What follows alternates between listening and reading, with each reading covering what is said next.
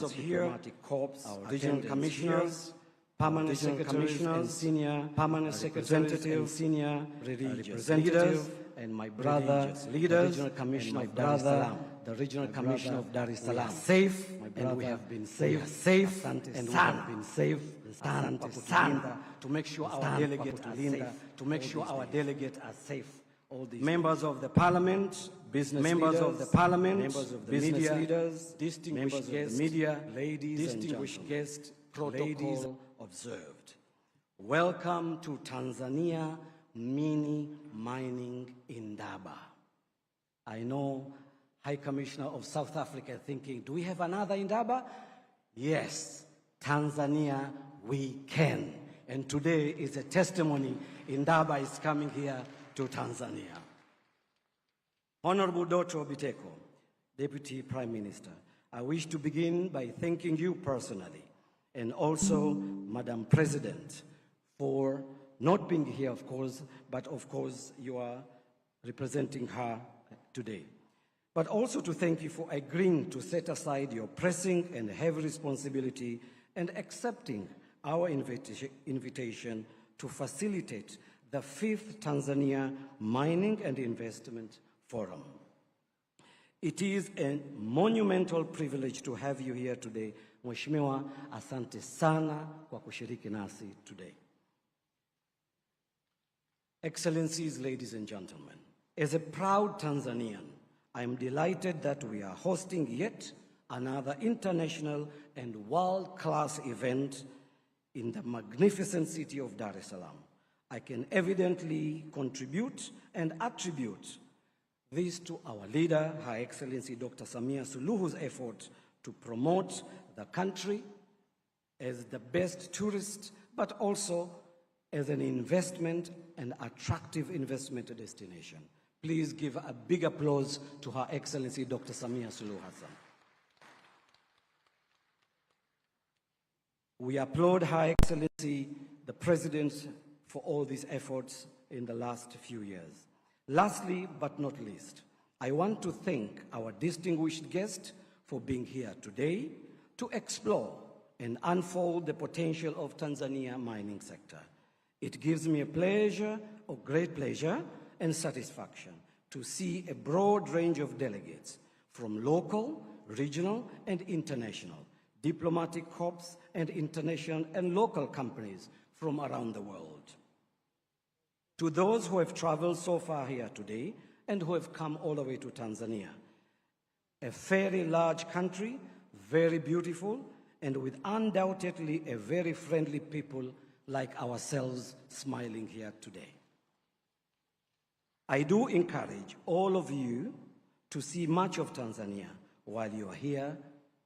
Please do take your time to go outside the city gates to further explore the beautiful of our country, but also my beautiful island or paradise island of Zanzibar.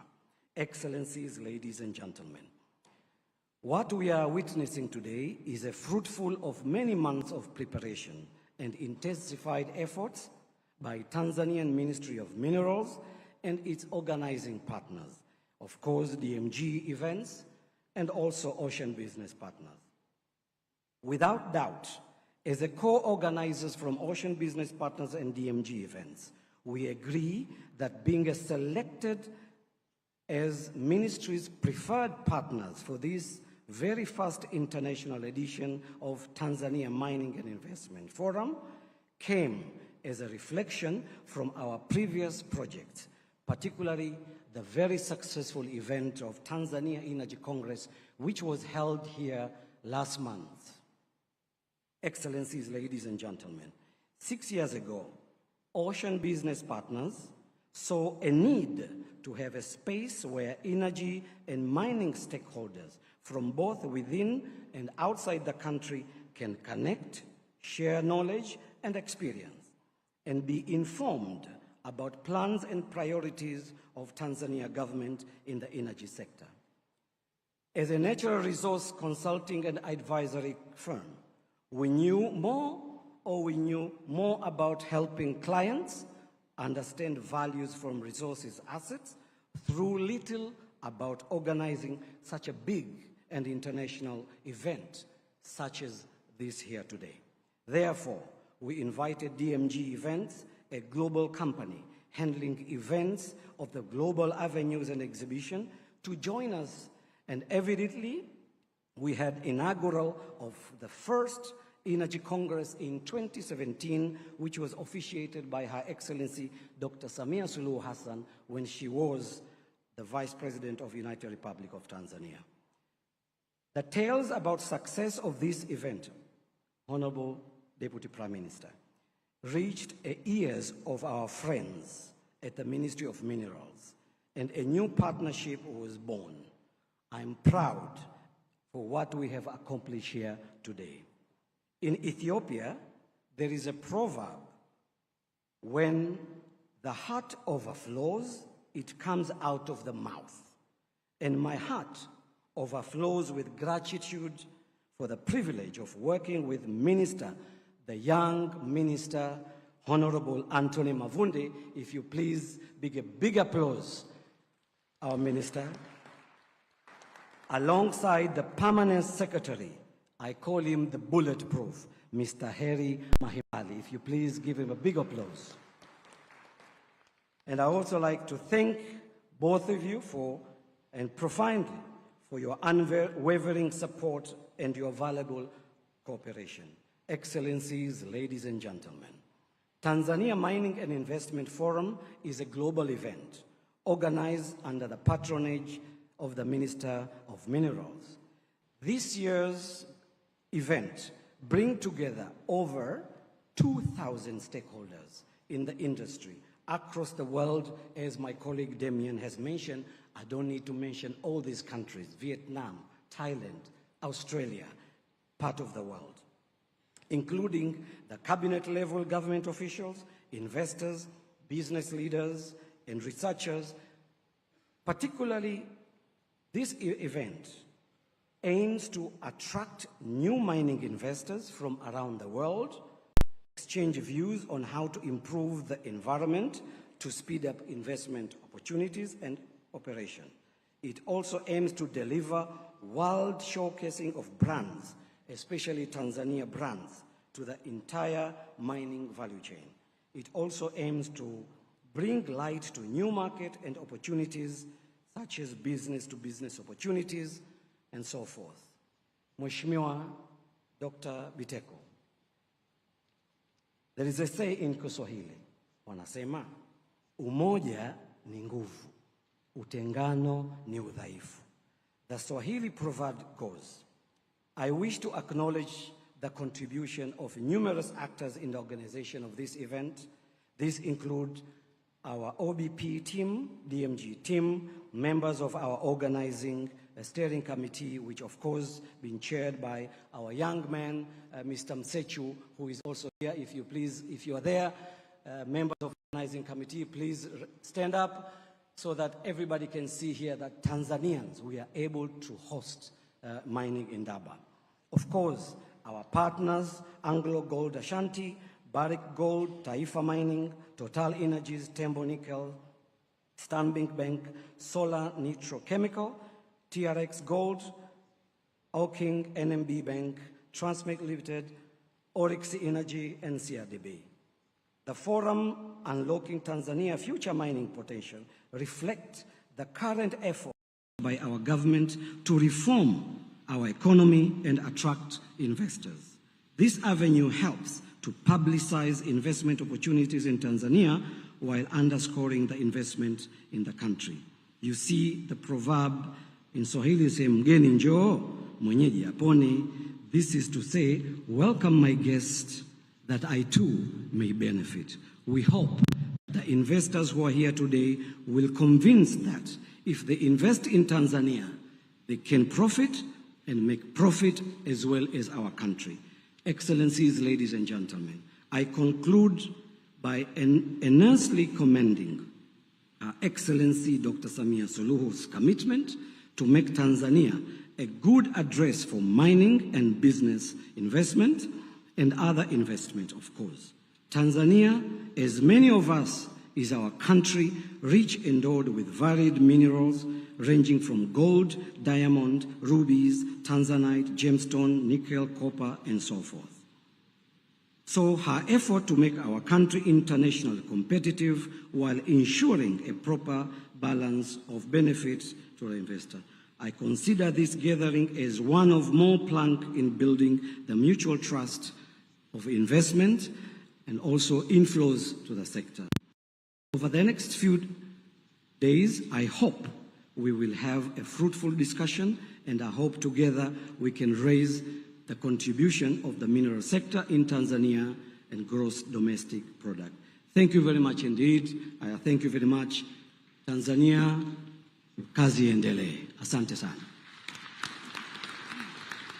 Thank you very much. Our partner from Ocean Business Partners, Abdul Samad Abdul Rahim, and for reminding us that there are bulletproof members of the team that have been behind this Tanzania Mining Indaba. We've changed the name. Honorable Deputy Minister, with your kind permission, I think it would be very important for us to get a very short salam za mkoa from Mr. Honorable Albert Chalamila, if he would agree. Just salam za mkoa, please. Kwa kifupi. Karibu sana.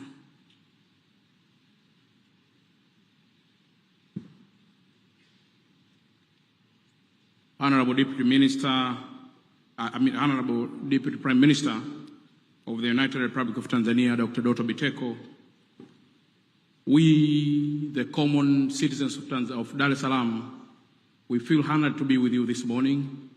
Na tumpigie makofi sana Mheshimiwa Waziri kuwa hapa leo. I would like also to forward a word of thanks to Honorable Mavunde kwa namna pia alivyoandaa mkutano huu vizuri sana. Naye pia tumpigie makofi mengi sana. The organization, of course, is good.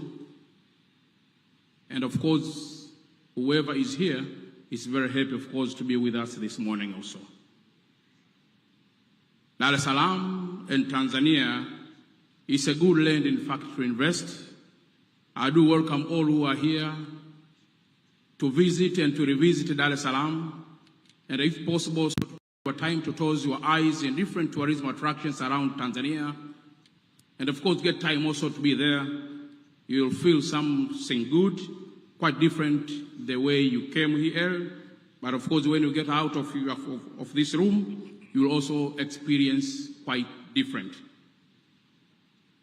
Mheshimiwa Naibu Waziri Mkuu, Dar es Salaam iko salama sana, na tunamshukuru sana Mheshimiwa Mavunde kama ambavyo nimesema, lakini zaidi pia nawashukuru sana wageni wote kwa kuwa hapa mkoa wa Dar es Salaam, na ambao kwa hakika ni mkoa ambao uko salama sana.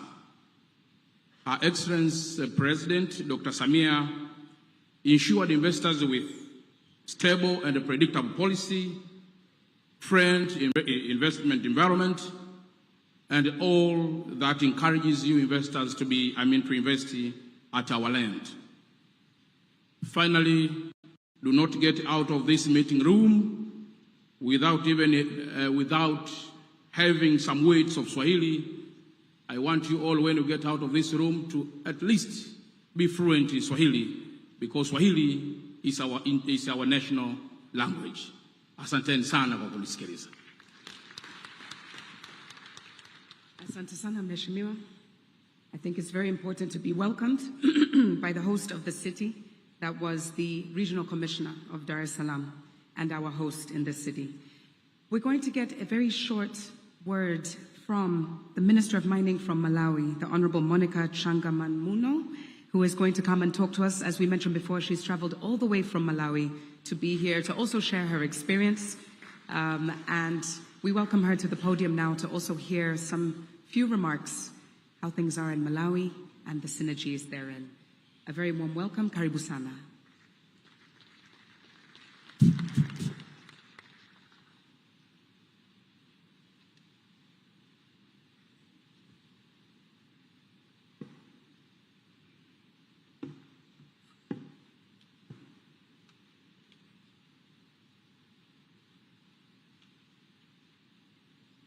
Your Excellency, the Deputy Prime Minister and Minister of Energy, Honorable Dr. Doto Witeko, Your Honor, the Minister of Minerals, Honorable Anthony Peter Mavunde, and all Cabinet Ministers and Deputy Ministers here present, our Senior Minister all the way from Uganda, Honorable Dr. Peter Lukeris, Minister of State responsible for minerals,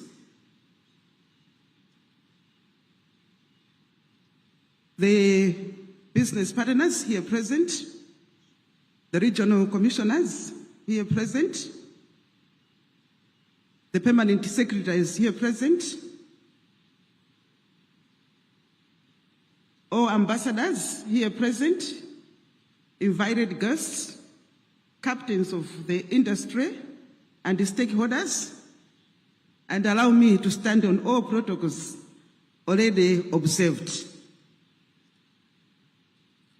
I bring greetings from His Excellency, Dr. Lazarus Makathi Chakwera, the President of the Republic of Malawi, and the people of Malawi. Let me thank the government of the United Republic of Tanzania, through the Minister of Minerals, for inviting me and my delegation to come to this mining forum at this time where Malawi is just a greenfield in the mining sector.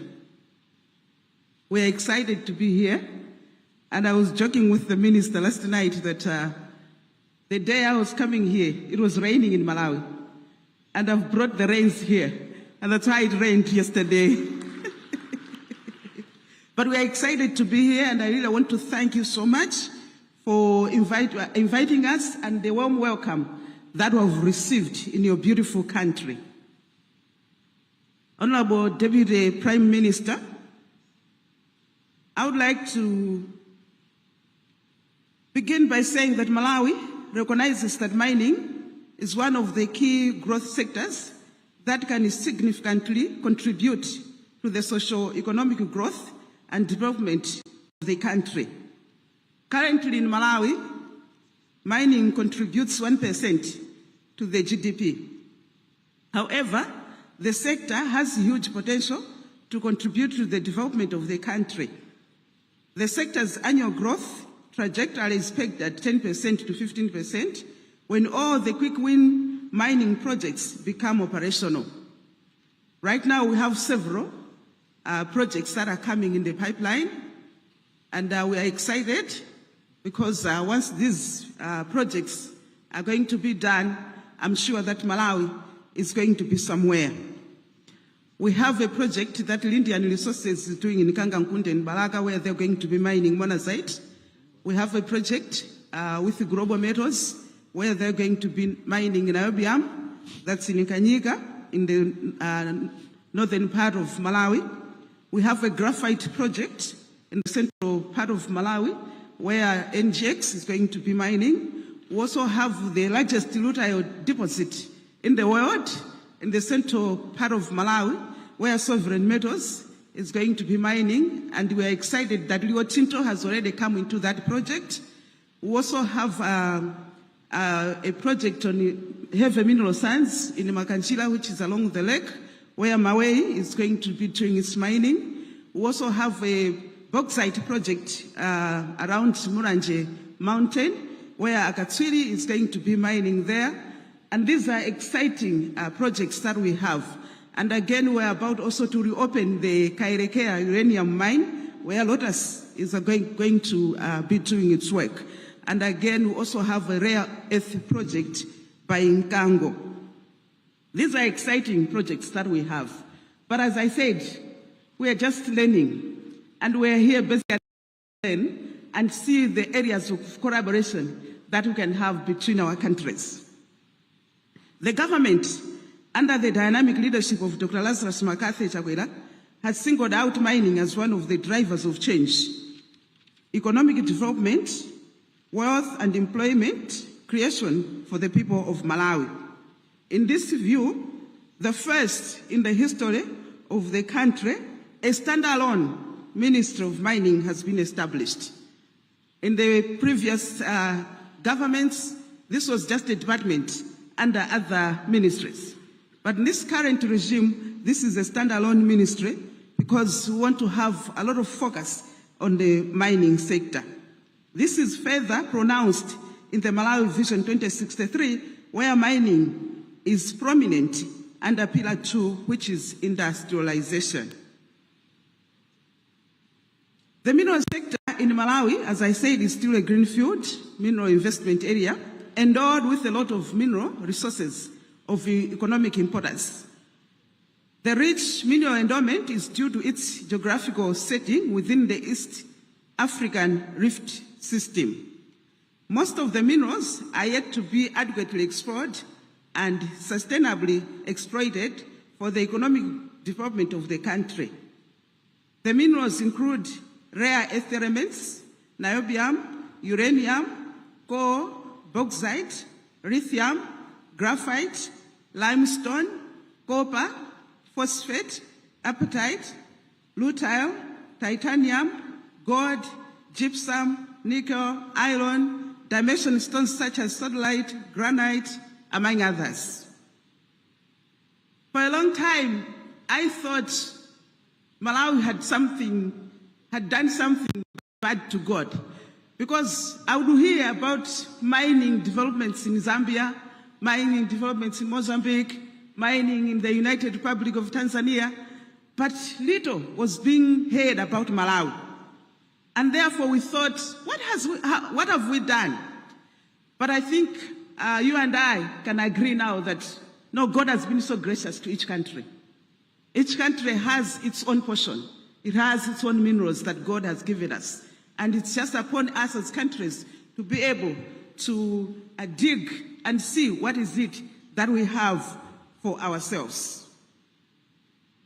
Honorable Deputy Minister, the occurrence of these minerals, peace and stability in the country, and the deliberate political will to put the mining sector among the top priority lists of economic activities for socio-economic development of the country, among others, create a conducive environment for serious and capable investors to invest in mining in Malawi. Investors are requested to invest in a number of minerals because of the diversity of mineralization, segmented as follows. 1, invest in the oil and gas advanced exploration in the potential areas of Lengwe, Mwavi, and Vaza Basin, where we already have data sets from previous exploration activities among 6 blocks. 2, invest in minerals that are raw materials for industrial development for the manufacturing of different materials such as iron and steel, glass, and different metallic equipment. 3, invest in minerals that are raw materials for energy production to support industrial development. The energy minerals include oil and gas, uranium, and coal. 4, invest in minerals for energy transition, such as heavy mineral sands, rare earth, niobium, and lithium. I know that now the focus is now focusing on the critical minerals because of the transition that is taking place. And we're excited that even in Malawi, we have these critical minerals. 5, invest in minerals that are raw materials for fertilizer manufacturing for agriculture, a sector that commands about 70% of the population of Malawi. There are minerals such as phosphate, potassium, limestone, and gypsum. And lastly, invest in minerals that are raw materials for cement production for infrastructure development, such as roads and housing construction. The government also provides sufficient incentives for mining investment, realizing the capital-intensive nature of the sector, whose equipment and machinery are expensive, and the huge sunk costs that investors incur during exploration period. We are around here, and if investors would like to learn from what incentives we are providing in Malawi, you're welcome to come and talk to us. Malawi conducted a wide, high-resolution airborne geophysical survey in 2012 to 2014, commonly known as Kauniuni in our language, whose results were launched in 2014. This was followed by an interpretation report, which was issued in 2018. The survey generated magnetic, radiometric, and gravity data. The survey was carried out to facilitate exploration activities and geological mapping. The results may also be used for other purposes in other sectors, such as the construction industry. This data can be accessed, and if you want this data, please talk to us. We are going to be glad to be able to provide this data to you. Further, the ministry established a computer-based mineral rights management mining cadastral system for fast-tracking the processing of mineral licenses and promoting sustainable management of the mineral tenements. And currently, the system is being cleaned up to remove all the speculators so that serious investors can be able to take in to upgrade this system to an internet level. Honorable Deputy Prime Minister, distinguished guests, ladies and gentlemen, as I wind up, let me also say that as Malawi, we realize that transport infrastructure is key to the mining projects. And therefore, Malawi has a road infrastructure linking various parts of the country. The country is also linked to the railway line to the port of Nakala. This railway line was recently upgraded by a company known as Rail Logistics to support transportation of coal from Tete to Nakala in Mozambique. The country is also linked by roads to ports of Dar es Salaam here in Tanzania, Beira in Mozambique, Durban in South Africa, and West Bay in Namibia. Though landlocked, Malawi is properly linked by rail and road. The other key aspect is about energy. Energy is key to mining. Meanwhile, the country is undertaking several projects to increase its energy generation capacity. Energy requirements for the quick win projects have been profiled standing at 200 megawatts. This also provides an opportunity for investors to come in and invest in this sector.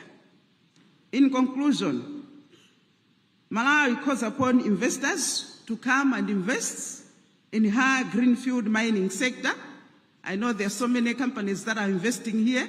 I'm sure it can be easy to extend your investment to Malawi. The political will, legislative framework, mineralization of the country, and the incentives provided make it conducive for any serious investor to come to Malawi. The opportunities are in abundance. Let me finish by saying, Safusa adajapula, nzeru zaeka, adavika sima madzi. These are Malawian proverbs that just say that if you don't ask, you might end up being lost. And therefore, as we are saying that Malawi, we are just coming in the mining sector. We are here to learn. We are here to be able to be taught what we need to do so that we don't make the same mistakes that were already made as you were studying. And therefore, please hold our hand so that we move together.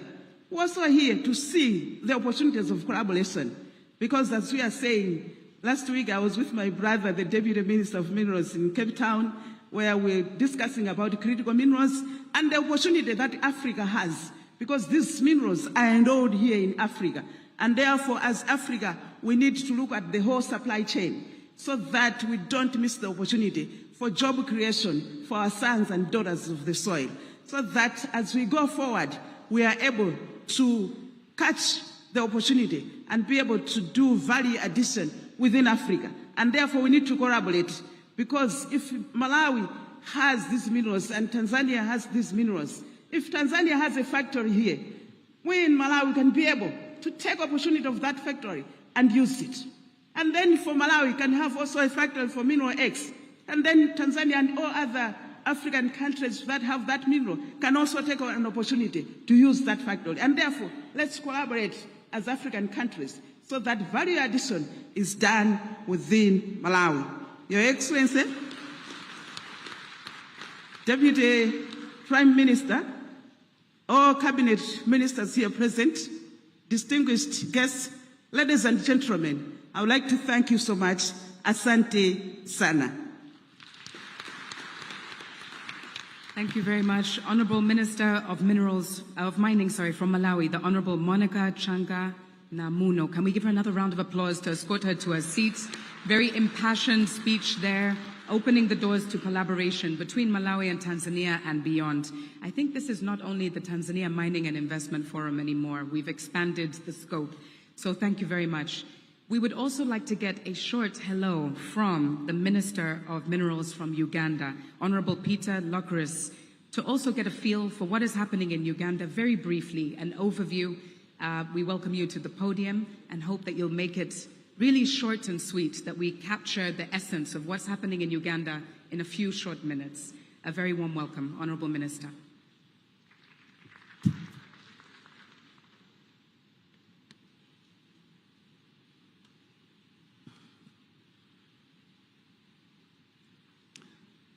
The Right Honorable Deputy Prime Minister and guest of honor of this auspicious occasion, and also the Minister of Energy, dear colleague ministers, ambassadors, permanent secretaries and your staff, the captains of the industries, ladies and gentlemen, I'm happy to be here today to share with you discussions about minerals in Africa. Africa generally is endowed with mineral potentials. The good thing is, geology does not respect borders. What you find elsewhere in Africa, you find in another place. So if one minister talks about minerals availability in their country, they are not restricted there, except a few. In Uganda, what we have not seen is tantalite, which is here in Tanzania. We haven't seen this charcoal in that place. But it doesn't matter. The rest are there. Industrial minerals are available, plenty. The coppers, etc. Industrial, the limestones, the marbles are also there. Then the critical minerals, the graphites, the coppers, all that. They are in Uganda, plus others. So, God is very democratic in distributing resources. It doesn't say, I don't want so and so. So with us, we have borders with the DRC. It has plenty of minerals that we have in Uganda. We carried out this physical survey sometime. 80% of the country is covered. We saw different types of minerals. Then we are now carrying out in the part of northern Uganda, the 20%. We have also seen minerals, the graphites, the manganese, the coppers, the golds, and so on. So Africa is really endowed. So what our president said recently, which is now what we are trying to do, who is, of course, is almost a native of Tanzania. President General Museveni, when he talks about Tanzania, you think he's from Tanzania. I'm told he studied here in Dar es Salaam, an easy village comes from the southwestern Uganda. So at times you find you people, you speak, those who come from near the Lake Victoria, they speak the same language, which is very good indeed. Fortunately or unfortunately for me, or both, I come from the northeastern part of Uganda, and that's why I also understand Kiswahili even if I don't speak fluently. I am a neighbor of the Kenyans, and we are together since then. So when I say we here have a lot of potentials, and I'm saying whatever has been mentioned by other ministers as existing in their countries, they are also existing in Uganda. So what we only want to do is to get the potentials, because if you allow everything to be done, even trying to find out the quantities and so on, the surveys, then it means things will be very tough for the investors. It is good we do feasibility studies, establish resources, so that when we advertise, they are able to come and they don't charge us exorbitantly for the feasibility studies, which are very expensive. So if we can do that, they will really rush. If you are here in Tanzania, what you hear of here, just come to Uganda, go to Kenya, and elsewhere. We are all now Africans, and what we need is to cooperate and establish whatever plans can be established nearby, instead of exporting raw materials very far. Either we refine within the countries, or we cooperate and say, if I have it and you have a nearby factory for further processing, we can beneficiate of a certain level, then to go and refine and do everything else, then can be done by a neighbor, which is very good. Then we export to other people.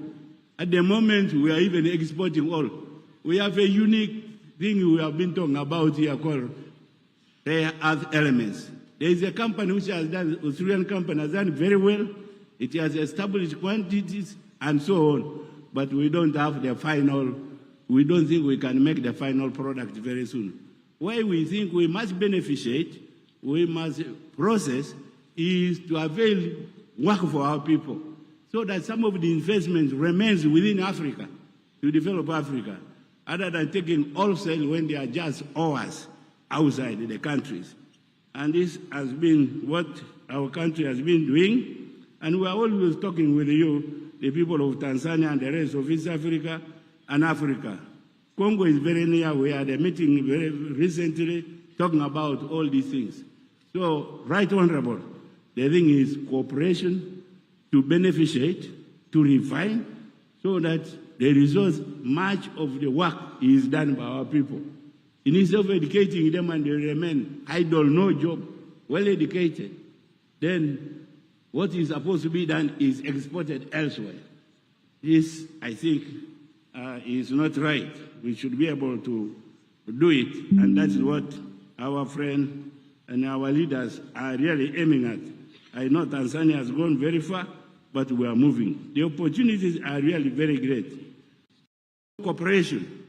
If, say, a plant, like maybe for a plant for nuclear is in Tanzania, and you have got uranium as we do in Uganda, we should be able to bring it and we process for generation of electricity and not to enrich it for purpose of war. When people hear uranium, they think all of it is death. It is not. If you only do it for electricity generation, just get those hours, mix with water, make the atoms and the electrons collide in there, they produce heat, and the heat goes, when it cools, it turns the turbines, which in turn the generator to produce power. And what more? We go very far. So let us not be the surgical here. Nuclear, it is death. It is not. It doesn't kill until you intend to enrich it to that level. We also have things like geothermal. This one is very clean. Kenya is already produce power through geothermal. They have succeeded. We have a lot of those spot targets in the southwestern Uganda, northwestern Uganda. If we do it, that's a clean source, as we are trying to transition, follow this energy transition. It's no problem there. Even oil and gas is still required. I don't think we have just gone away completely. So we need to do it very fast. Ours, we are passing the one for export through here. Then the other one, we want to get a refinery to serve at the region. These are aims trying to make Africa be a little bit better than what it is now. So since I have been told I have not spoken, I should go away, I want to thank you, our guests of honor, the Right Honorable Prime Minister, colleagues, and everybody else for me having stood here and said very little word. Thank you very much. Thank you very much, Honorable Minister of Minerals from Uganda. I hope you'll forgive me. We just need to move forward with the schedule, but I know that you're around. Members can reach out to you bilaterally. There's so much to learn from you, for sure. Let us move swiftly on. Back home now, we are going to our Minister of Water, Energy and Mining from Zanzibar, Honorable Shaib Hassan Kadwara, please, to share a few remarks with the delegates. Karibu sana.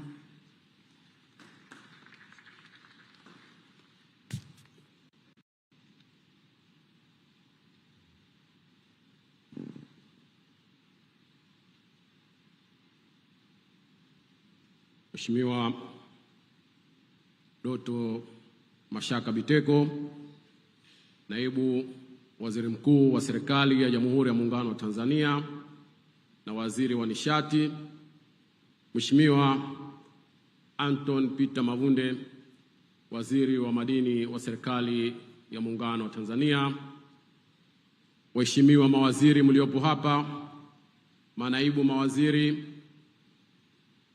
Mheshimiwa Albert Shalamila, mkuu wa mkoa wa Dar es Salaam, na wakuu wa mikoa wote ambao mko hapa, makatibu wakuu mkiongozwa na ndugu yangu Heri Mahendeka na yule Joseph Kilangi wa Wizara ya Maji, Nishati na Madini Zanzibar, wakuu wa wilaya, mabalozi mliopo hapa, nimemuona balozi Katanga pale, Profesa Asad na wengineo, wageni waalikwa, Jamhuri ya Muungano wa Tanzania, Jamhuri ya Muungano wa Tanzania, Jamhuri ya Muungano wa Tanzania.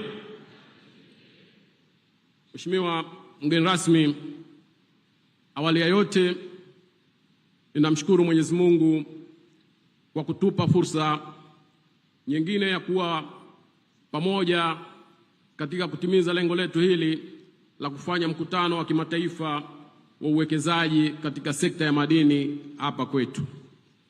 Mheshimiwa mgeni rasmi, kwa niaba ya Serikali ya Mapinduzi Zanzibar, Wizara ya Maji, Nishati na Madini, na mimi mwenyewe binafsi, napenda nimshukuru ndugu yangu Mheshimiwa Anton Peter Mavunde kwa mashirikiano makubwa ambayo anatupatia ndani ya serikali yetu ya Jamhuri ya Muungano pamoja nasi tulioko Zanzibar. Mheshimiwa Naibu Waziri Mkuu, huu ni uendelezo wa pale ambapo ulipaacha wewe. Kwa hiyo Mheshimiwa, usiwe na wasiwasi, shughuli inaendelea. Mheshimiwa Naibu Waziri Mkuu, sitokuwa na speech kubwa. Zaidi ni kushukuru ujio huu ambao kwetu ni fursa na itaendelea kufungua fursa kwa kule Zanzibar. Niwaombe wageni wetu waalikwa, mkaribie Zanzibar. Ni beautiful island of Africa, ni sehemu ya utalii. Vile vile tunategemea Zanzibar kufungua soko la madini, Zanzibar soko. Kwa hiyo kila ambaye atakuwa project proposal yake tunamkaribisha sana, na wale ambao watakuwa wale ambao wafanya biashara ambao watakuwa na nia ya kufungua biashara zao Zanzibar za kusaminisha madini, tunawakaribisha sana. Mheshimiwa, baada ya hayo naomba nishukuru kamati yako, nimshukuru Balozi Abdul Samad na timu yake kwa kutualika na kutushirikisha katika hafla hii muhimu ndani ya nchi yetu. Jamhuri ya Muungano wa Tanzania, asanteni sana, niwashukuru yote. Asante sana Mheshimiwa, kabla kuendelea naomba kutambua uwepo wa Tanzania Youth in Mining. Can you please stand up? Tanzania Youth in Mining who are in the building with us today. Please wave to the guest of honor.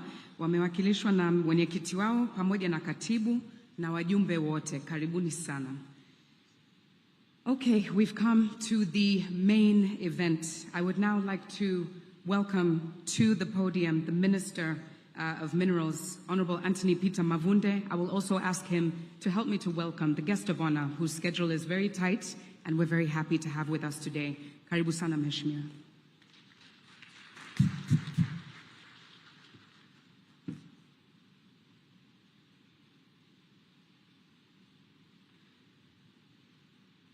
Mheshimiwa Dr. Doto Mashaka Biteko, Naibu Waziri Mkuu na Waziri wa Nishati wa Jamhuri ya Muungano wa Tanzania, Mheshimiwa Shaibu Hassan Kaduara, Waziri wa Maji, Nishati na Madini, Serikali ya Mapinduzi ya Zanzibar, Waheshimiwa mawaziri wote mliopo, kipekee ni watambue Mheshimiwa Waziri Dr. Peter Lokeris, waziri wa nchi anayeshughulikia masuala ya madini kutoka Uganda, Mheshimiwa Monica Changanamuno, waziri wa madini kutoka Malawi, Mheshimiwa Dr. Steven Remomo Kiruswa, naibu waziri wa madini, Waheshimiwa manaibu mawaziri mliopo, Mheshimiwa Albert Sharamila, mkuu wa mkoa wa Dar es Salaam, na Waheshimiwa wakuu wa mikoa na wilaya wote mliopo, Mheshimiwa Dr. David Matayo David, mwenyekiti wa kamati ya kudumu ya Bunge ya Nishati na Madini, pamoja na wajumbe wote wa kamati mliopo,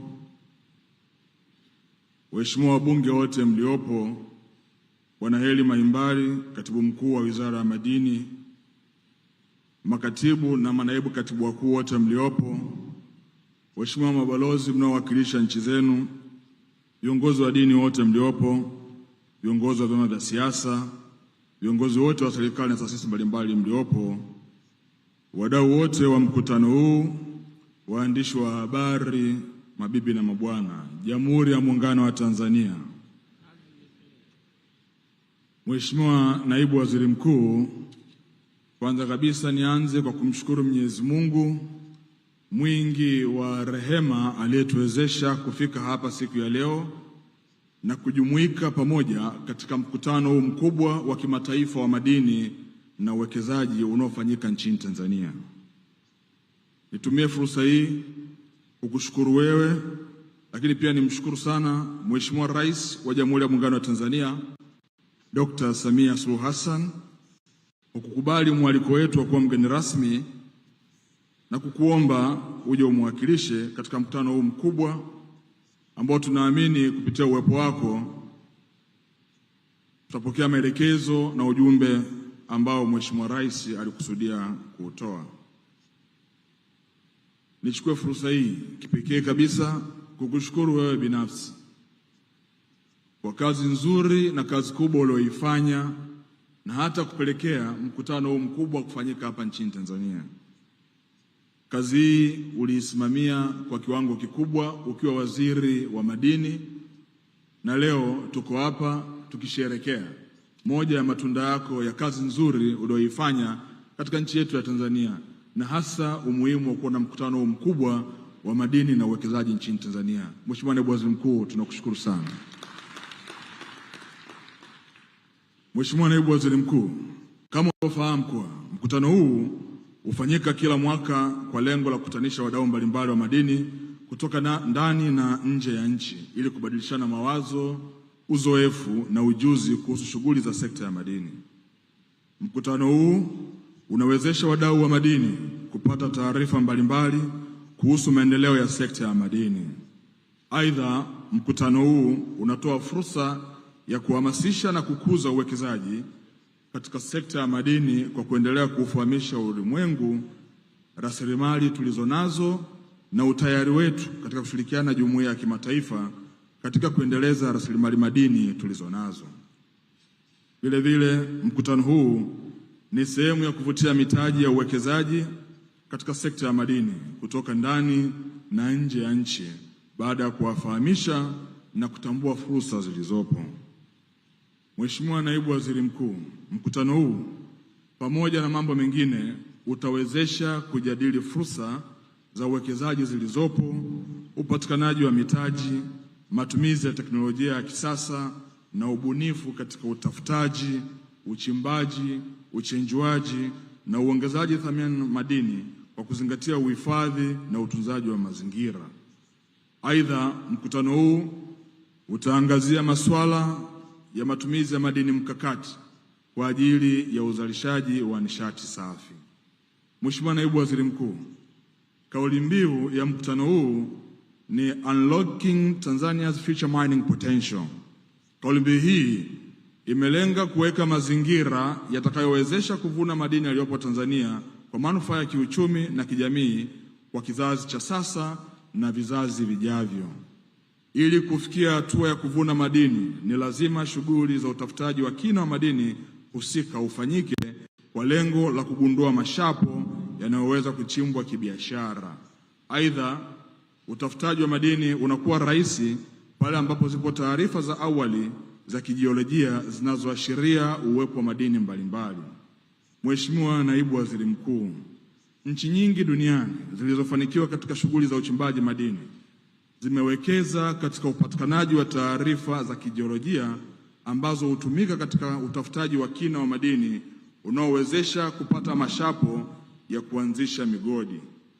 Upatikanaji wa taarifa za kijiolojia huvutia wawekezaji na wenye mitaji kuwekeza katika utafutaji wa kina wa madini mbalimbali.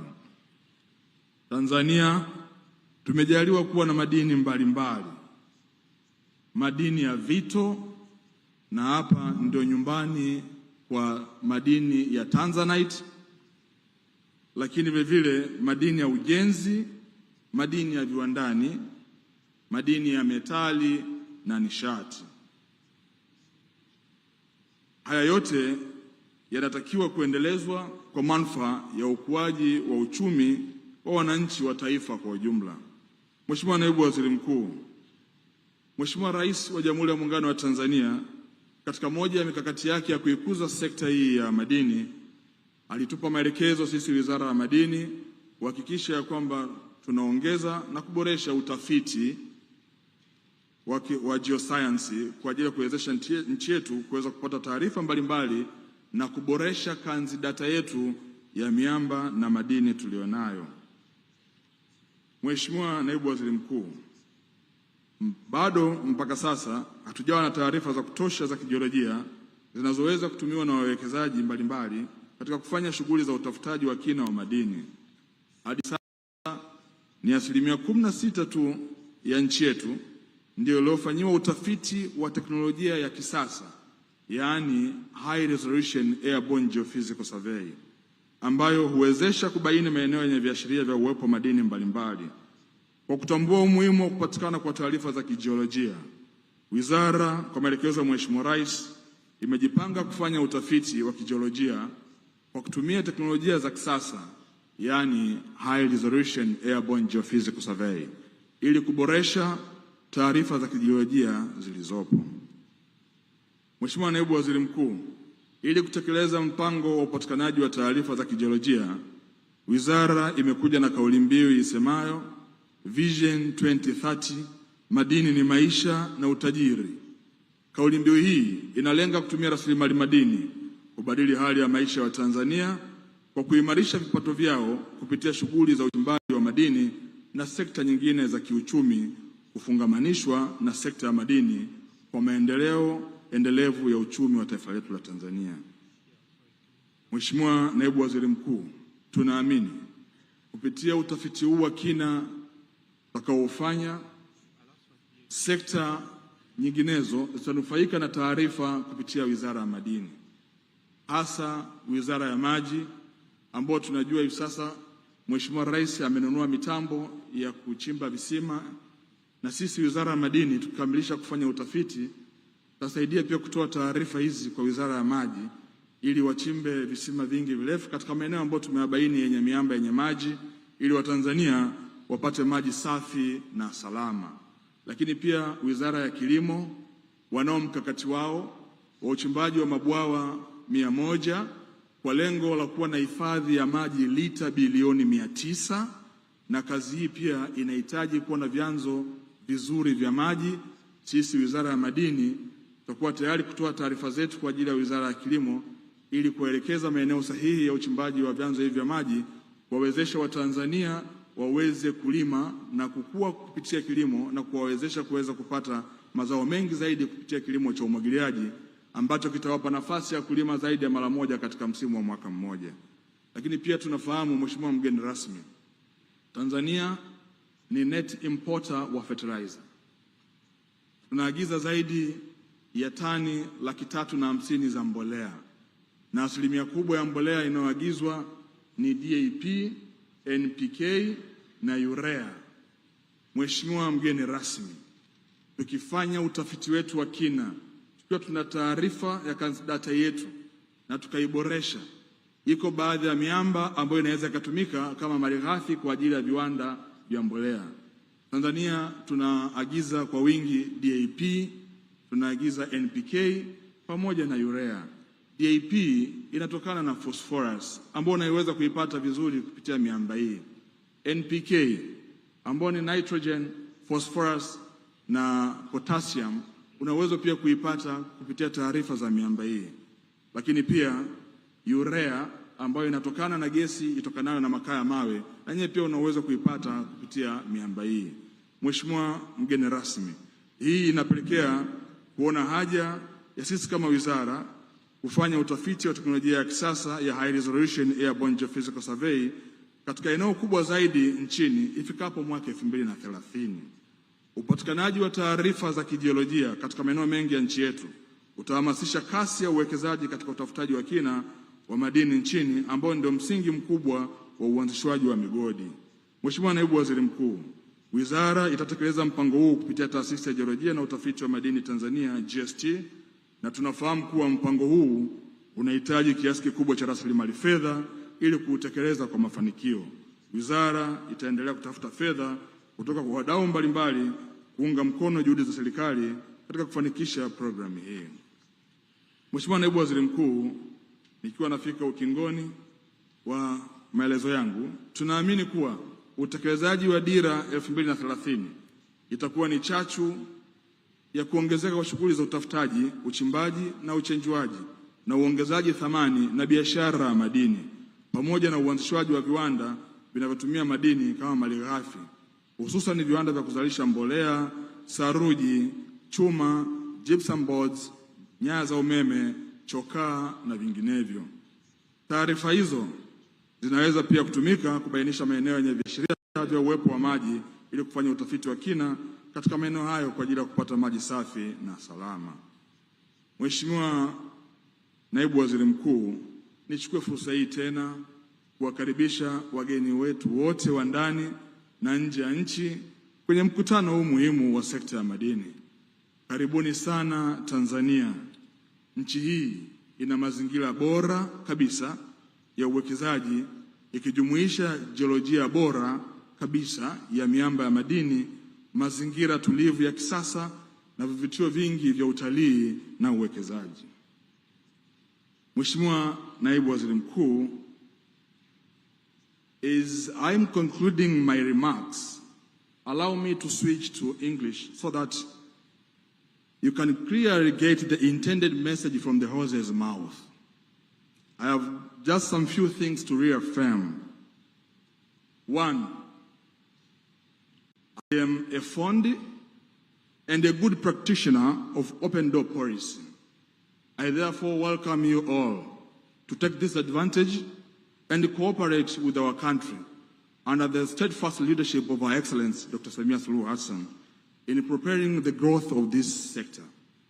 2, if there is anything I dislike, is unnecessary bureaucracy. I want to assure you that I'll keep things moving and making it easy in investing and doing business in Tanzania, especially in mining sector. Lastly, I'm here to carve a niche for you all to effectively conduct mining activities, and never will we be a hurdle to your mining activities in Tanzania. Having said so, Mheshimiwa Naibu Waziri Mkuu, sasa kwa heshima kubwa na taadhima, naomba nichukue fursa hii kukaribisha kuweza kuzungumza na hadhira hii pamoja na wadau wengine wote wanaofuatilia mkutano huu kwenye runinga na mitandao ya kijamii kutoka sehemu mbalimbali duniani. Mheshimiwa Naibu Waziri Mkuu, karibu sana kuzungumza.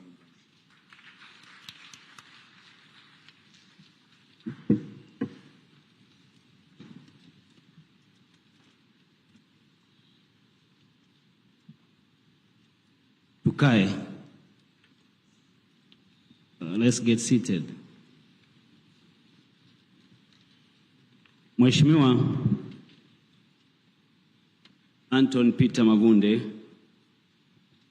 Waziri wa Madini, pamoja na waheshimiwa mawaziri wote mlioko hapa, Mheshimiwa Shaibu Kaduara, Waziri wa Maji, Nishati na Madini kutoka Serikali ya Mapinduzi ya Zanzibar, Mheshimiwa Steven Kiruswa, Naibu Waziri wa Madini, pamoja na waheshimiwa manaibu waziri wote mlioko hapa, Mheshimiwa Albert Chalamila, Mkuu wa Mkoa wa Dar es Salaam, pamoja na waheshimiwa wakuu wa mikoa kutoka mikoa mbalimbali hapa nchini, viongozi wa vyama vya siasa, Mheshimiwa David Matayo, mwenyekiti wa kamati ya kudumu ya Bunge ya Nishati na Madini, pamoja na waheshimiwa wajumbe wote wa kamati ya kudumu ya Bunge ya Nishati na Madini, Mheshimiwa Heli Mahimbali, katibu mkuu Wizara ya Madini, pamoja na wakatibu wakuu wote kutoka wizara mbalimbali mlioungana pamoja nasi, waheshimiwa sana mabalozi mnaowakilisha nchi zenu hapa nchini, lakini mabalozi wa Tanzania mnaotuwakilisha kwenye nchi mbalimbali duniani, viongozi wa dini, viongozi wote wa serikali na taasisi wote mlioungana pamoja nasi, waandaaji wa mkutano huu OBP na DMG, wadau wa mkutano huu, waandishi wa habari, mabibi na mabwana, Jamhuri ya Muungano wa Tanzania. Kwanza, kabla sijasema, naomba mtambue kuwa mlimwalika Mheshimiwa Waziri Dr. Samia Suluhu Hassan, Rais wa Jamhuri ya Muungano wa Tanzania, ili aweze kufungua mkutano huu muhimu. Lakini kutokana na ukweli kwamba amekuwa na majukumu mengine mengi, ameona nitume mimi nije nimwakilishe. Na kwa kweli maneno nitakayosema sio yangu. Mimi nakuja kusema maneno ya aliyenituma.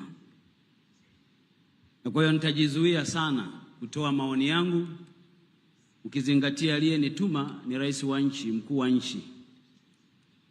Na kwa hiyo sitaki kuingia kwenye mtihani wa kutia neno lolote katikati ya hotuba hii nzuri.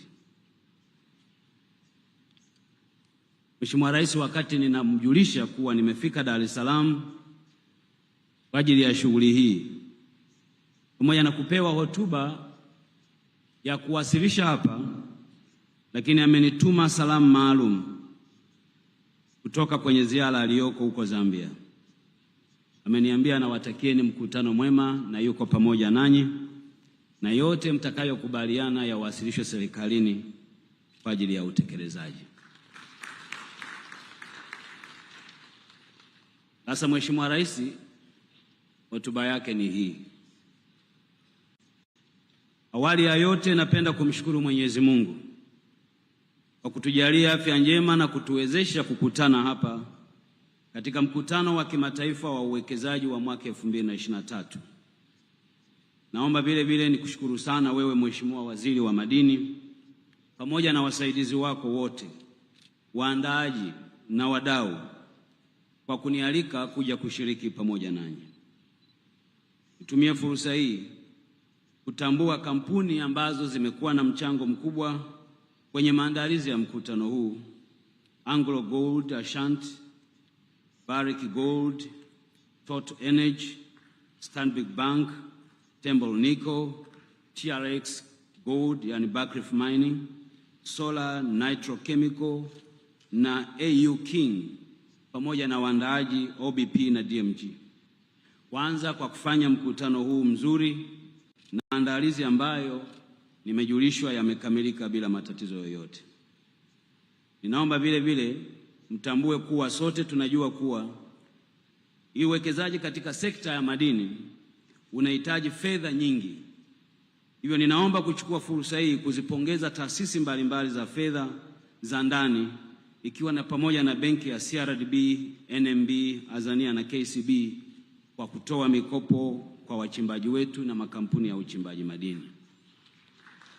Na naomba kwa moyo wa dhati nitoe wito kwa taasisi nyingine za fedha kuona fursa hii ya kutoa mikopo kwa wawekezaji kwenye sekta ya madini ni fursa muhimu na inahitaji kuchangamkiwa kwa kasi kubwa ili tuweze kuongeza shughuli za kibiashara na uchimbaji madini hapa nchini na tuweze kuondoa watu wetu kwenye umaskini.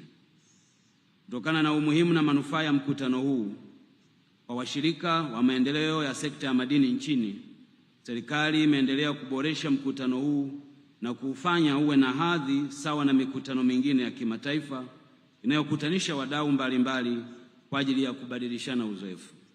Mtaona mwaka huu tumebadilisha jina kutoka kuwa Tanzania Mining Investment Forum na kutoka kwenye jina linaloitwa Mineral and Mining Investment Conference.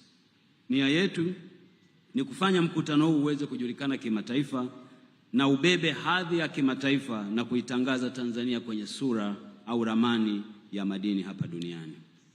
Ndugu washiriki, mkutano huu una kauli mbiu ambayo ina lengo la kufungua hazina ya madini yaliyopo Tanzania kwa ajili ya uwekezaji kwa manufaa ya kiuchumi na kijamii. Kama mnavyofahamu, kwa sasa ulimwengu unaendelea kukabiliana na changamoto ya mabadiliko ya tabia ya nchi na hivyo kuhimiza teknolojia mbadala ya kuzalisha nishati safi kwa ajili ya kuhifadhi mazingira. Teknolojia hizo kwa sehemu kubwa zinahitaji matumizi ya madini muhimu ya kimkakati ambayo ni pamoja na madini ya nickel, cobalt, copper, lithium, graphite, rare earth element na mengineyo mengi ambayo kwa bahati njema Tanzania tunayo hazina nzuri ya madini hayo. Kutokana na taarifa za awali za wakala wa nishati wa kimataifa yani the International Energy Agency ya mwaka 2023, mahitaji ya madini ya kimkakati ya nishati safi yanatarajiwa kuongezeka mara 3 ya mahitaji yaliyopo sasa.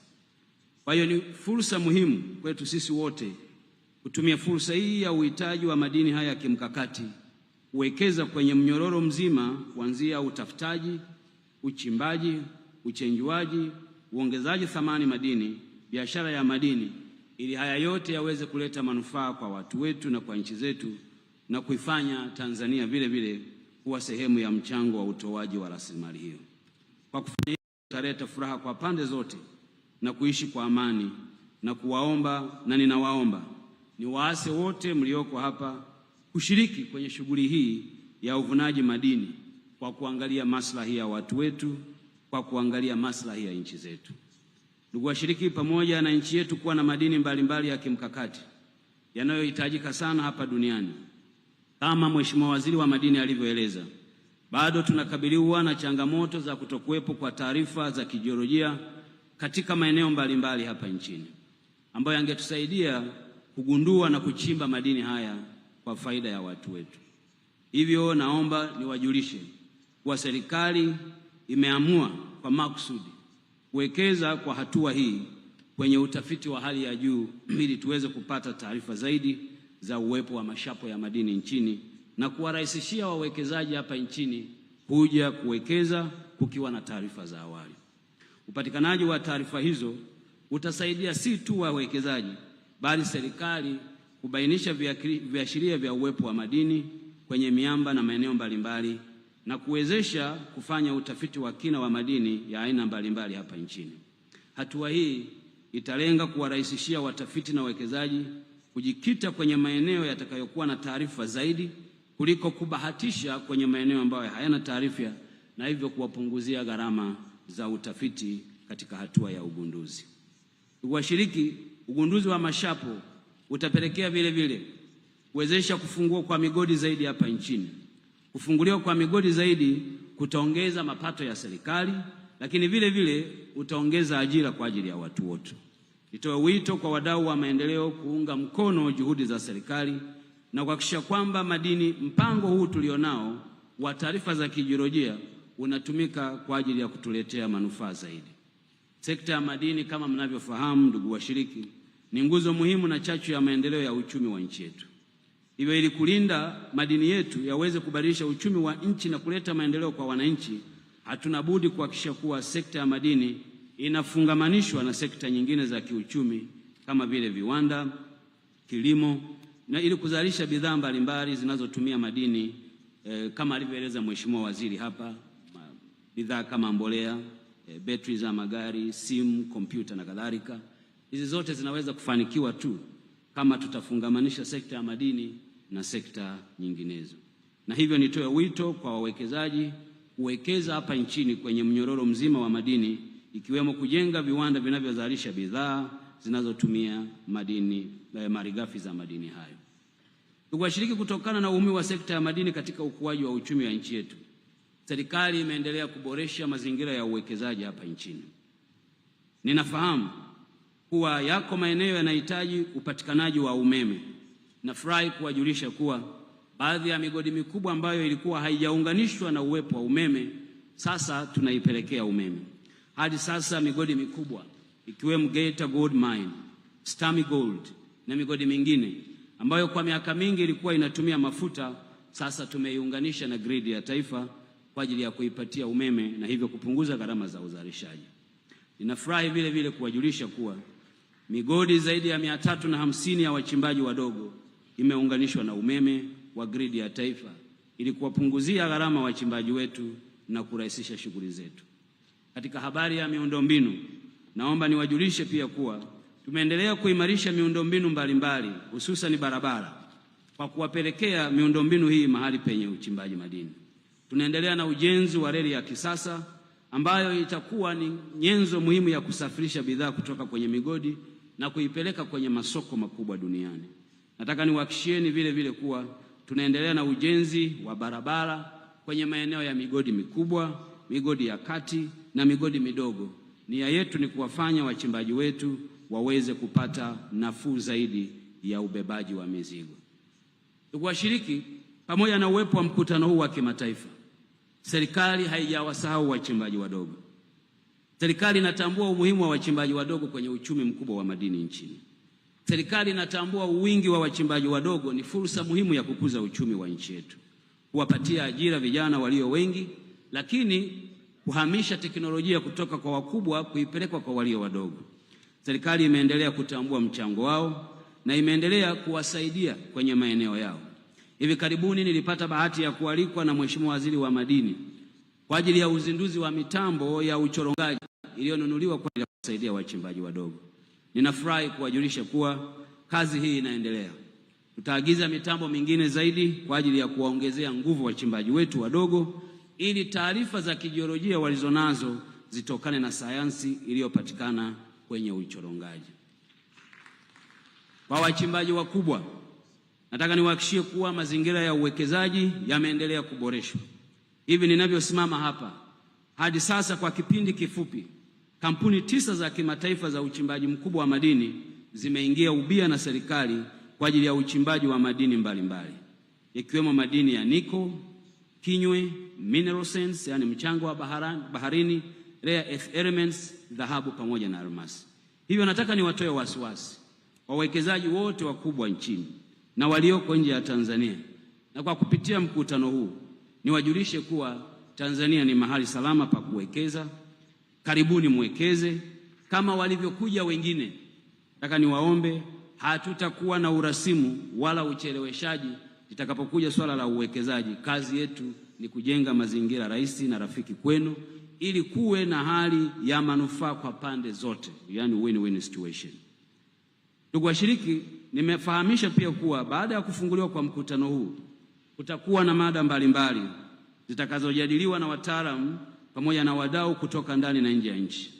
Nimeona mada zinazohusu umuhimu wa madini ya kimkakati, yani critical and strategic minerals, mada ya masuala ya utunzaji wa mazingira.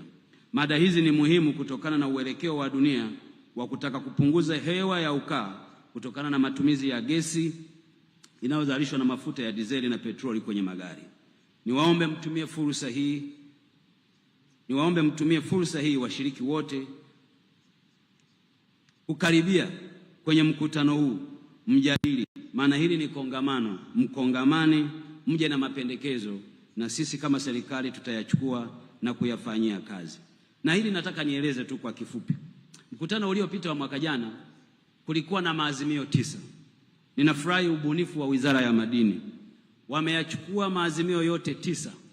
Wametengeneza jarida au chapisho ambalo nimeliona hapo mezani, ambalo limeonyesha yale tuliyoazimia kwenye mkutano uliopita na yamefanywaje kazi, na naamini yale ambayo mtayapata kwenye mkutano huu vile vile tutayatengenezea mpango mkakati kwa ajili ya kuyatekeleza.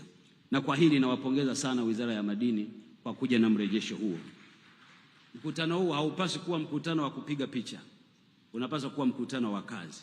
Yale tunayozungumza leo, kesho tuone tofauti inatokea kwenye sekta yetu ya madini.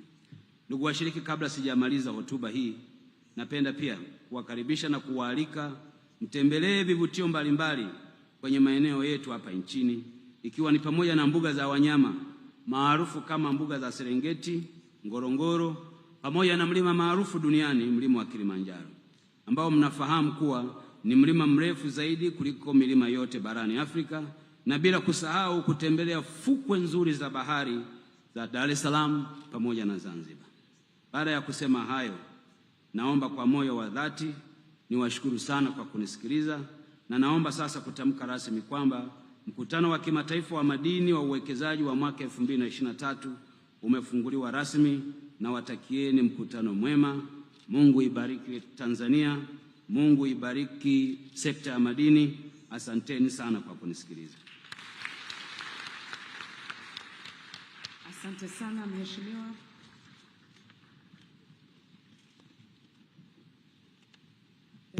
Na mtazamaji wa TBC1, Naibu Waziri Mkuu Dr. Doto Biteko akikamilisha kuzungumza mahotuba yake, ambayo akinukuu yale ambayo amesemwa na Rais Dr. Samia Suluhu Hassan, akiwa amemwagiza kufika hapa kwa ajili ya kumwakilisha katika mkutano wa kimataifa wa uwekezaji katika sekta ya madini. Tusikie kile ambacho kinazungumzwa, halafu nitakupitisha katika yale ambayo yamezungumzwa na viongozi mbalimbali ambao wamefika hapa.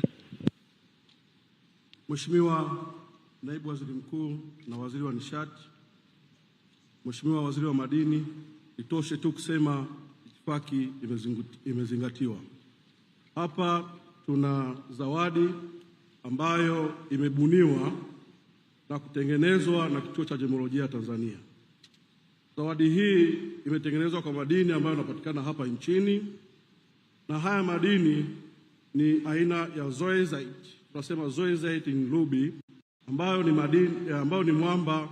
Madini ya ruby yanapatikana, na madini ya ruby yana gharama kubwa sana ukiachilia yale ya damu. Sasa nini maana yake? Kwenye zawadi hii, Mheshimiwa Naibu Waziri Mkuu, kwenye mnara huu ambao tumeutengeneza, na haya madini yanaonekana ya meusi yanaitwa hornblende, lakini haya madini ya kijani, haya madini ya kijani ni aina ya anhydrite. Kwa pamoja katika mwamba huu yanapatikana madini ya ruby. Mheshimiwa Naibu Waziri Mkuu, mnara huu unafungua, unamaanisha kwamba ni mnara mrefu, sio kama ule wa Babeli, lakini mnara mrefu unaimulikia dunia, na juu yake una kito cha samani ambacho inawakaribisha wawekezaji. Mheshimiwa Rais anawakaribisha wawekezaji kuja kuwekeza nchini kwa kushirikiana, kwa kuvuna pamoja kwa usawa. Mheshimiwa Naibu Waziri Mkuu, naomba nimkabidhi dada hapa aweze kumkabidhi Mheshimiwa Waziri wa Madini, naye atakukabidhi zawadi hii.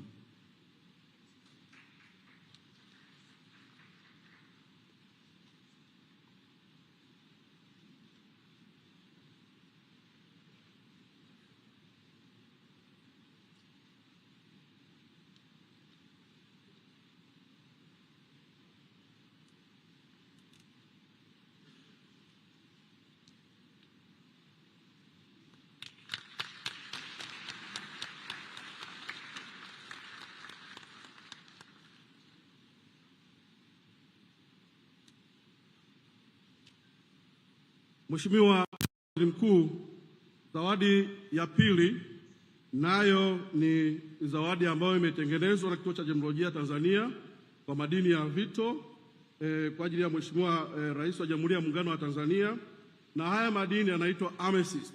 Maana yake ina symbolize deep love, happiness and wealth.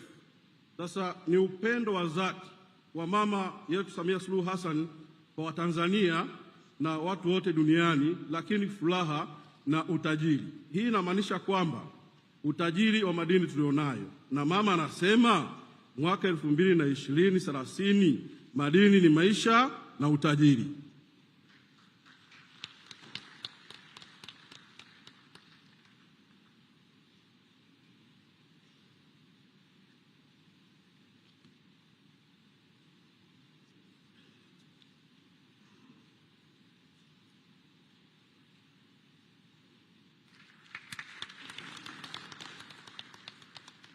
Mheshimiwa Naibu Waziri Mkuu, zawadi inayofuata ni ya kwako wewe binafsi kwa kutambua mchango wako mkubwa katika sekta ya madini, lakini vile vile kwa kutambua kazi yako kubwa ambayo unaendelea kumsaidia Mheshimiwa Rais kwa kuendelea kuangazia dunia nzima kwa kuwakaribisha wawekezaji. Mheshimiwa Naibu Waziri Mkuu, naomba upokee zawadi hii.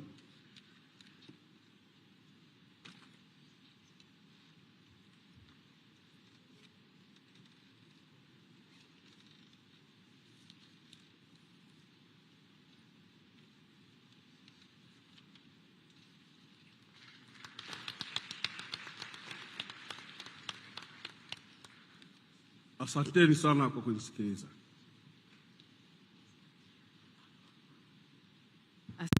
Ni zoezi la ugawaji wa tuzo ambapo tuzo mbili zikienda kwa Rais Dr. Samia Suluhu Hassan, ambapo moja ya tuzo hizo ni pamoja na tuzo yenye madini ya vito ambayo ikiashiria utajiri, upendo, na ndio maana kupitia wizara hii ya madini imekuwa ikieleza namna ambavyo madini ni utajiri, na kauli mbiu katika mkutano huu ukieleza kuzibua fursa za kwenye sekta ya madini na kuzifanya ama kuchochea katika uchumi mbali. Na sasa tuzo hizo zimeshakabidhiwa kwa Naibu Waziri Mkuu kwa ajili ya kumpelekea Rais Dr. Samia Suluhu Hassan, lakini wakati huo naye akipatiwa tuzo kama sehemu ya kutambua pia mchango wake na ujio wake katika tukio hili ambalo kwa sasa wataelekea katika mabanda na kupita huko kuangalia namna ambavyo sekta ya madini inafanya kazi, kwa maana ya maeneo ambayo kuna shughuli za uchimbaji, vitu ambavyo wanatumia na mambo mbalimbali ambayo yanafanyika katika mnyororo mzima. Ambapo baada ya kutembelea kwenye mabanda utafuatiwa pia na zoezi la upigaji wa picha ambalo ndio kwa sasa linaenda kufanyika kabla ya kutembelea katika mabanda mbalimbali, na hao ni wadau wanaelekea huko, lakini pasina shaka kutakuwa na picha ya viongozi ambao wamefika hapa ambao wote wanaelekea katika meza kuu kwa ajili ya picha hiyo ya pamoja na mgeni rasmi Dr. Doto Biteko, Naibu Waziri Mkuu, ambaye tayari ameshazungumza na kueleza kile ambacho kipo katika sekta ya madini. Ni mkutano wa kimataifa wa uwekezaji katika sekta ya madini ukifanyika hapa jijini Dar es Salaam nchini Tanzania, ambapo viongozi mbalimbali, mawaziri kutoka mataifa jirani na wenyewe wakifika hapa kwa ajili ya kuzungumza yale muhimu ambayo yanapatikana katika upande wa madini. Tulipata pia kumtazama na kumsikia waziri wa madini wa Uganda Peter Lekerisi, lakini pia waziri wa madini wa Malawi Monica Changanamuno, na akieleza namna ambavyo sekta hizi ama mataifa haya ya Afrika yakiungana kwa pamoja katika swala zima la madini ya kimkakati yanaweza kuleta tija kwa bara la Afrika, kwa maana sasa si wote mko ndani ya bara moja, alafu nchi ambazo zina madini kuwa na vikwazo ama namna ambazo hazitawaletea tija ama hazitaleta tija kwa taifa la Afrika. Hivyo kuona namna gani mataifa haya ndani ya bara la Afrika yanashirikiana hasa katika upande huu pia wa sekta ya madini katika kubadilishana ama kuwezesha urahisi katika uchimbaji lakini upatikanaji wa madini. Na ndio maana katika mkutano huu pia kujadili swala zima la madini ya kimkakati, ambapo hapa yanazungumziwa aina tofauti tofauti. Kemo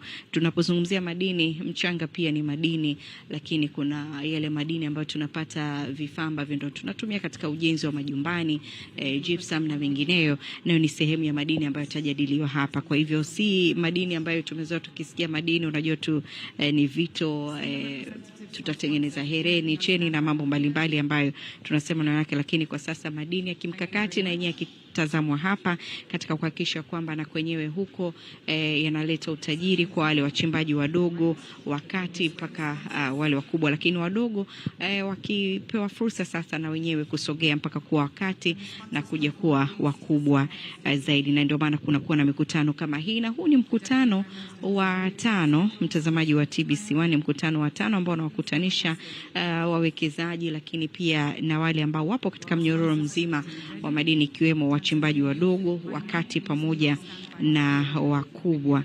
Kwa hivyo bado unaendelea hapa, na utakuwa ni mkutano wa takriban siku 2, na sasa zoezi linaloendelea hapa ni la picha, kabla hatuja kupeleka moja kwa moja katika upande wa mabanda mbalimbali, ambako huko na kwenyewe utaweza kwenda kuona namna gani teknolojia katika uchimbaji wa madini na yenyewe inachukua nafasi katika sekta hii ya madini. Kwa hivyo huko mwenzangu Anwar Mkama atakupitisha katika mabanda ambapo mgeni rasmi anatazamiwa kupita huko kwa ajili ya kutazama namna ambavyo teknolojia na mambo mbalimbali katika sekta hii ya madini.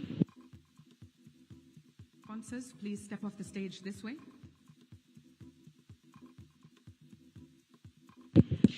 Na mtazamaji wa TBC1, ni zoezi la picha likiwa linaendelea kama unavyoshuhudia hapo, viongozi wakielekea kupiga picha, na kama nilivyokueleza hapo awali, wakati mgeni rasmi akizungumza alieleza namna ambavyo pia katika upande wa sekta ya madini, lakini pia akiwakaribisha wawekezaji na kueleza wakaribie Tanzania, kwani Tanzania ni sehemu salama na sahihi kwa ajili ya uwekezaji, kwani mpaka hivi sasa takriban kampuni 9 zimeshaingia mkataba na serikali katika awamu hii ya 6, ambapo kampuni hizo pia ni pamoja na zile za uchimbaji wa madini ya kinywe, ambapo pia nikakueleza kuna jambo zima la madini ya kimkakati ambayo ndio hayo yanatazamiwa. Kwa hivyo wanakaribishwa kuwekeza Tanzania katika nyanja mbalimbali, lakini pia ambapo atamkuu wa mkoa wakati anawakaribisha aliwaeleza wakaribie Dar es Salaam, wakaribie katika jiji la Dar es Salaam, kwani Tanzania ni shwari na ni salama, na anawakaribisha. Lakini si Dar es Salaam tu pekee,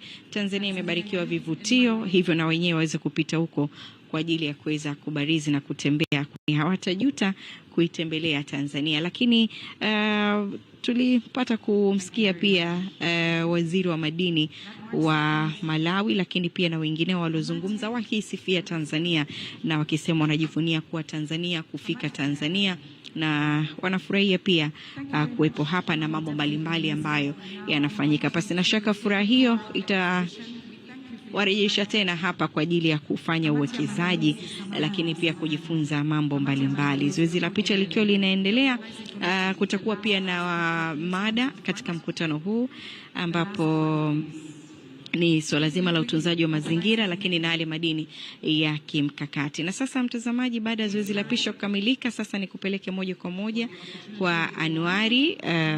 Anuari ananiambia bado niendelee kidogo kukusimulia, akiwa tayari basi utaungana naye moja kwa moja, lakini nikwambie tu mtazamaji kwamba katika sekta hii ya madini katika upande wa swala zima la fedha takriban bilioni 3 kwa mwaka 2021, lakini kwa mwaka huu takriban dola bilioni 3.4 ikiwa ni ongezeko, lakini pia ambapo hiyo ni fedha mapato kwa kununua lakini pia na kuuzwa kwa madini, lakini ajira takriban 14,308 kwa mwaka 2021, lakini kwa mwaka huu ajira takriban 16,662. Kwa hivyo unaweza kuona ni kwa namna gani sekta hii ina changamkiwa kwa kada mbalimbali, na wenyewe wakiwekeza katika sekta hii, wakikimbilia na kupelekea kuongezeka kwa pato la taifa ama kuchangia katika pato la taifa katika wizara hii ama sekta hii ya madini.